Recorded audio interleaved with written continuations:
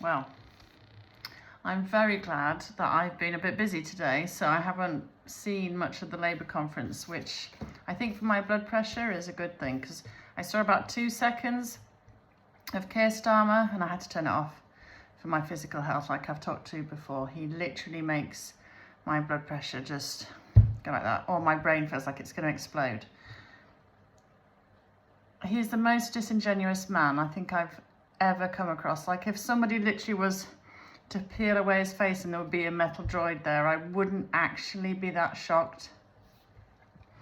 But I find it really quite laughable, the difference between the Labour conference and, say, the Reform conference. And it's obvious that Labour and Liberal Democrats are obsessed with Nigel Farage and Reform. But when you went to or whoever went to the Reform conference or saw it on TV, all you saw was cohesion. People of different creeds, colours, every way, shape and form, all coming together. And when they waved their flags, it felt very real. You know, us humans aren't stupid. When you see something that's real, it connects. You feel it, a tangible feeling. And it felt joyous and it felt patriotic and upbeat and positive, and they didn't really speak of other parties that much. It was just all about positive policy making and inspirational attitudes and behaviours and opinions and people speaking. It's brilliant, right? And then you have Labour, and every person that speaks is like a droid, and they're about as genuine as a spitting image lineup. You know, you had Keir there. I think he had the audacity to say Nigel Farage doesn't like Britain, doesn't believe in Britain. Interesting. Nigel Farage, who's given his life pretty much for things to do with Britain and policies with Britain and big challenges that he didn't need to do. And like, he didn't need to come and head up Reform. He could have gone and had a very happy life in America and earning lots of money. But he's put his life on the line, literally, to come and fight the battle for Britain. And you have Starmer, who is a Fabian communist, literally being a communist spy in Czechoslovakia, on record saying he'd choose Davos over Westminster. You know, how he has the audacity to say Nigel Farage doesn't like Britain, coming out of his mouth. Again, the only thing Labour does well is gaslighting. They do that really well. It's just unbelievable. And like I said, when they were there waving their British flags, pretending to be like Reform, and it doesn't connect. It's so fake. All their faces were like, yay, flag. Really fake. Didn't connect home whatsoever.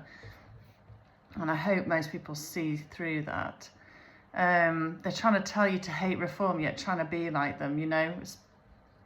Okay, and calling policies of Reforms racist whilst doing pretty much the same. And then you had the likes of Shaban Mahmood, the Home Secretary. She was there. I caught a bit of her talking about the hateful march in September where 150,000 people, and they were shouting horrible things in skinheads and this, that and the other, and headed up by a criminal. And she talked about how there were 26 arrests. I've never seen her do a big announcement of all the arrests at the latest Black Lives Matter march or Palestinian march or the Nottingham Carnival. And of those 26 arrests that were of the Unite the Kingdom, not divisive at all, very much cohesion and together and positive and pro-Britain, with everyone there represented again. I'd like to know how many of those 26 were of what was nearly 1 million people, we think, rather than the, looks like 500 people for a counter-protest. I'd like to know how many arrests came from the counter-protest. My money's on the majority. You just have to go to a very basic level and see, how do you feel when you've listened to Labour talk or gone to their conference, versus how do you feel when you've seen Reform members talk or seen their conference? For me, Labour just agitates me, angers me, and they just gaslight you to the extreme, calling everybody racist, plastic patriots. Everybody's far right, from your grand to your policeman to your doctor, everybody really under Labour's description. All they do is divide and hate, and they have the audacity to say that's what Reform do. They said Labour are going to be about decency, not division. Again, it's all I've seen from Labour is divisive rhetoric, divided, regressive policies that damage this country.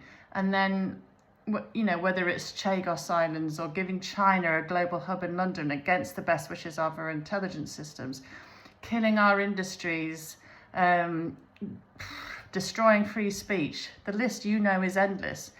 And that you go to Reform and you feel positive and happy and motivated and inspired. I know which team I'd rather, and I know which team are the true patriots, and it's not Labour. And then finally, just on the peace in the Middle East, we all want peace in the Middle East. I'd love peace in Russia and Ukraine as well, but for some reason, the West don't seem to put as much energy into finding peace there. They tend to, in my opinion, just push the warmongering efforts all the time. But peace in the Middle East, we all pray for. And it's something that I've talked about a lot. And I personally think Britain and the like should back off and leave it to Trumpy. But mostly experts in the Middle East. Maybe from the UAE, really successful, broad-minded, cohesive, progressive, kind of successful country with people who've got their heads switched on. They understand the geographical area and the sensitivities there. To have somebody like Tony Blair have anything to do with peace in the Middle East, I can't quite get my head around that, other than I'm kind of praying Trumpy is doing some biblical thing there where he's trying to shine or bring the evil out into the light for all to see. Let's hope that's his plan. Because Tony Blair, Mr. Iraq man, should be nowhere near peace talks, anything to do with peace. No, thank you. But yeah, Labour having the audacity to call Reform divisive when all they've done since they've got into power is divide and destroy. There's no renewal from what I can see with Labour. It's, quite shocking how much they can gaslight the British public. It is the only good thing, the only thing that they're good at.